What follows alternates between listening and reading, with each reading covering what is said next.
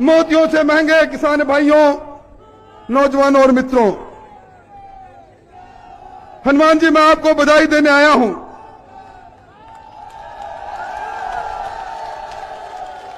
मुझे बताया गया कि इस गर्मी के अंदर लोग 10 बजे से बैठे हैं। इस गर्मी के गर्माहट का प्यार आपके प्रति लोगों का मैं देख रहा हूं, और आज पहली बार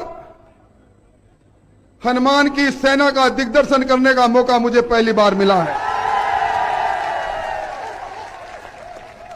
और मैं कह सकता हूं, हनुमान जी आपकी यह सेना है, ये इस नागौर जिले के अंदर कांग्रेस की लंका को निश्चित तौर पर जला के भस्म कर देगी।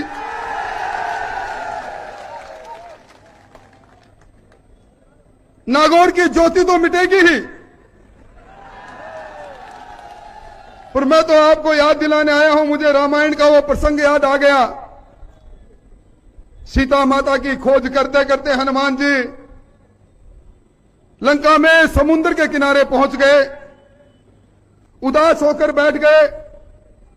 अब इतना लंबा समुद्र, 7 योनि दूर समुद्र, इसको मैं कैसे लांग कर लंका में जाऊंगा? तो जांबवत ने कहा, हे हनुमान आपको याद होगा बचपन में आपने खेल खेल में सूर्य भगवान को निगल रिया था, आप में अपार शक्ति है। तो हनुमान जी मैं कहने आया हूं, ये नागौर नहीं, इस मारवाड़ के अंदर इस कांग्रेस को धूल चटाने के लिए अब आपकी अहम भूमिका चालू हो गई है। और मैं कहूंगा कि अब वो समय आ गया है। बहुत वर्ष बीत गए, किसान की ताकत को जाति के आधार पर बांटने की कोशिश करने वाली नापाक शक्तियों ने किसानी पर जिंदा रहने वाली कौमों को अलग अलग किया। आज सभा के अंदर मैं देख रहा हूं, सभी कौमें एक जाजम पर बैठी है। और अब तो जिस तरह वो राम सेतु का जब निर्माण हो रहा था, तो नल और नील ने वो पत्थर रखे थे जो तैरते थे। ये जो सेना सामने बैठी है, निश्चित तौर पर अब ऐसा सेतु बनाएगी कि पूरे राजस्थान के अंदर 25 की 25 सीटें जीतकर हम नया रिकॉर्ड पैदा करेंगे। मुझे तो हमारे अशोक जी गहलोत का वो बयान मैंने कल अखबार में पढ़ा। हनुमान बेनीवाल झांसे में आ गए, कांग्रेस में मंत्री बना देता। मैं कहना चाहता हूं कांग्रेस मित्रों, झांसा देने तो आपके उम्मीदवार ज्योति जी भी हमारे पास आई थी। आज जिस फूल को सत्यानाशी फूल कह रही है, वो फूल एक बार उस फूल में सुगंध बहुत आई थी। दिल्ली के अंदर पूरी फेरी बना डाली उन्होंने। पर जब भारतीय जनता पार्टी को पता लगा कि हनुमान बेनीवाल राष्ट्रवाद के नाम पर इस मोदी जी को प्रधानमंत्री बनाने के मंसूबे के नाम पर भारतीय जनता पार्टी के दामन के साथ जुड़ना चाहते हैं, ज्योति जी की पार नहीं पड़ी। अब हनुमान जी, अब यह अकस्मात ही हुआ है। मैं आपका पड़ोसी भी हूं, और पड़ोसी के नाते मैं इस बात के लिए बधाई भी दूंगा। मुझे वो समय याद आ रहा है, विधानसभा में एक बार हमें किसी कमेटी की मीटिंग में मिले थे, और उस वक्त पुलवामा की घटना ताजा ताजा हुई थी। आप भी कह रहे थे कि कब तक आतंकवाद की फैक्ट्री जो पाकिस्तान चला रहा है, हमारे नौजवानों का कभी सर काट कर ले जाते हैं, कभी हमारे सीआरपीएफ के जवानों को आत्मघाती हमले से उड़ा देते हैं, इसका बदला लेना चाहिए। मैंने हनुमान जी को कहा, हनुमान जी अब हिंदुस्तान के तट पर 56 इंच सीना वाला नरेंद्र मोदी बैठा है। उनका बयान आपने पढ़ा होगा। मोदी जी ने कहा था कि इस बार पाकिस्तान ने बहुत बड़ी गलती कर ली, इसका खामियाजा उठाना पड़ेगा। और ठीक जिस दिन 12 दिन पूरे हो रहे थे, भाइयों मैं उस सरजमी से आता हूं, चूरू से आता हूं। चूरू को भी लोग जाटलैंड कहते हैं। उस जाटलैंड से 7 बार लगातार जीतने वाला एमएलए हूं। 12वें दिन मोदी जी चूरू के अंदर थे और जब लोगों ने कहा कि आपने पाकिस्तान का 12वां पूरा कर दिया, मैं समझता हूं उसी राष्ट्रवाद की भावना से ओतप्रोत होकर, हनुमान जी मैंने आपका बयान पढ़ा था, आपने कहा राजनीतिक दल चलते रहेंगे, राजनीति अपनी जगह होती रहेगी, पर मां भारती का वैभव ऊंचा रहना चाहिए। इस देश के मान और सम्मान के लिए एक तो नहीं कई हनुमान बेनीवाल कुर्बान हो जाए, उसकी परवाह नहीं। मैं आपको धन्यवाद देना चाहता हूं आपके इस ऐतिहासिक फैसले के लिए। और भाइयों, आज हमारे राजस्थान के मुख्यमंत्री जी ने एक बयान और दे डाला। उन्होंने कहा कि ये एयर स्ट्राइक हिंदुस्तान में हुई। हिंदुस्तान के प्रधानमंत्री जी ने बोलना चालू कर दिया, हमने शेर की मांद में जाकर शेर का शिकार किया। एयर स्ट्राइक पाकिस्तान वाले भी करके गए हैं, उसकी बात कोई नहीं बोलता। अब राजस्थान का मुख्यमंत्री पाकिस्तान के प्रवक्ता की तरह बोलना प्रारंभ कर दिया। राजस्थान के मुख्यमंत्री जी ने कह डाला, आज आपने बयान में पढ़ा होगा, देश के राष्ट्रपति के पद पर रामनाथ कोविंद को बैठाकर भारतीय जनता पार्टी ने भूल की, एक दलित व्यक्ति को बैठाकर उन्होंने आडवाणी जी का रास्ता रोक दिया।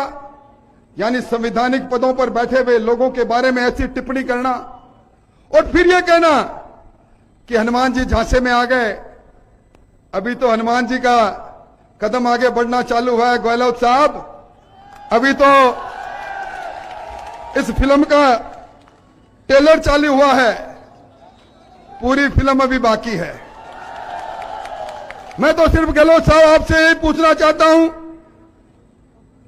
कि आपने आज बयान में कहा कि राजस्थान के किसान को किसान निधि का पैसा इसलिए नहीं मिला कि आंकड़े झूठे हैं। अरे राजस्थान के में पूरे हिंदुस्तान के अंदर नरेंद्र जी मोदी ने पहली बार जो धरती का सीना चीर कर अन्न पैदा करता है, उसके किसान के सम्मान में किसान निधि की बात कही। राजस्थान के किसानों के 4200 करोड़ रुपए पहुंचते, 4200 करोड़ रुपए अप्रैल में दूसरी किस्त होती, 4200 करोड़ रुपए राजस्थान के गरीब किसान के पास पहुंचते। पर गहलोत साहब ने सोचा चुनाव का वक्त है, अपने इनके अगर वेरिफिकेशन का काम पूरा कर लेंगे तो शायद किसान जो करवट ले रहा और करवट लेगा। ऐसी संकीर्णता का सोच है। क्या क्या वादा किए थे उन्होंने। नागौर के अंदर बड़ी सभा हुई और कई 7 सभाओं के अंदर कांग्रेस के नेता राहुल गांधी, उन्होंने वो तेजाब फिल्म का गाना ना, 1 2 3 4 मैं करूं गिन गिन कर इंतजार, 1 2 3 4 करके 10 तक गिनती कर डाली। 10 गिनती होते ही किसान का कर्जा माफ। राजस्थान के अंदर 59 लाख किसान है भाइयों। ये हनुमान जी बैठे विधानसभा में हमने पूछा था, 59 लाख किसानों पर 99,996 करोड़ का ऋण है। गहलोत साहब करो माफ। पहले कहने लगे हम अल्पकालीन ऋण माफ करेंगे, फिर कहने लगे डिफॉल्टर का ऋण माफ करेंगे।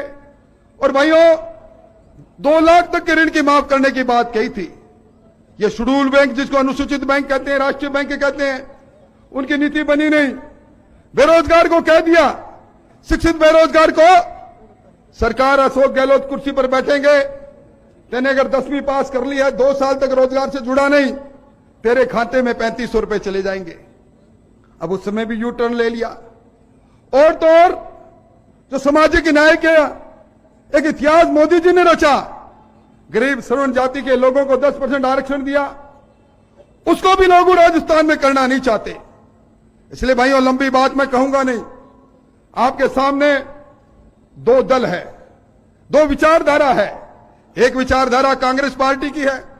आपने देखा होगा नागौर में लिखा है, बड़ा सा बोल्डिंग लगा है, अब न्याय होगा। राहुल गांधी जी, आपकी दादी जी ने राज किया, आपके नाना जी ने राज किया, आपकी माता सोनिया गांधी ने पिछले दरवाजे से राज किया। अरे 50 साल तक आपने राज किया, 4 पीढ़ियां राज में रही, 50 साल तक न्याय की बात नहीं कही। अब न्याय याद आया आपको जब मोदी जी का मैजिक चल निकला। आज ये मैं देख रहा हूं मुखौटा पहने हुए लोग मोदी जी का मुखौटा पहने हुए हैं। आज इस मोदी जी मैजिक में कोई उम्मीदवार कौन है कौन नहीं, सब लोग एक ही बात कहते हैं, मोदी उम्मीदवार है। ये चुनाव देश की रक्षा का चुनाव है, ये चुनाव देश की अस्मत का चुनाव है, ये चुनाव किसान के सम्मान का चुनाव है। इस किसान के सम्मान के चुनाव को, नौजवान के आशाओं को पूरा करने वाले चुनाव को, और विशेष तौर पर जिन शहीदों की शहादत आज तक लगती रही, जिनका माकूल जवाब नरेंद्र मोदी जी ने दिया है, उनको श्रद्धांजलि देने का चुनाव है। बहुत सी बातें कहने की है और मैं तो अंत में यही कहूंगा, ये जो हनुमान बेनीवाल जी के टायर का निशान मिला है, बिना टायर कोई गाड़ी चलती देखी आपने? चला दो, हिम्मत हो तो। अब ये टायर चलेगा, ये विकास लेकर आएगा, ये टायर चलेगा, मान और सम्मान लेकर आएगा, ये टायर चलेगा, ये सब जातीय व्यवस्था को मिटाकर समरसता की राजनीति प्रारंभ करेगा। इसलिए भाइयों, आने वाला समय संघर्ष का समय है। कांग्रेस के लोग कई प्रकार की चाल चलेंगे। मैं धनंजय को धन्यवाद देना चाहूंगा, इन्होंने कहा हम 36 कौम एक साथ बैठेंगी। यह देश का सवाल है, यह चुनाव किसी जाति का चुनाव नहीं, यह चुनाव एक समाज का चुनाव नहीं, यह चुनाव देश का चुनाव है।